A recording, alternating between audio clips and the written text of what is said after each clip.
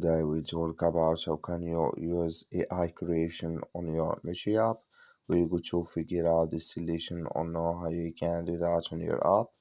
So you just follow this ways, then it's going to work with you. So all you have to do, so you just go down here, you click here on me down here, you just click here on me, it's going to take you to this list.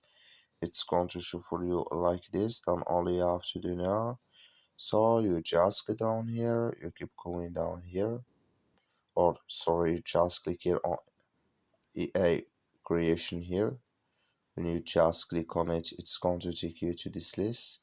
Here can you select any type of creation you want to create. Just click here on try now, and it's going to take you to this list here. So then all you have to do, just click here on custom here, and you click here on custom, then it's going to take you to select your photo you want to create here on your AI creation.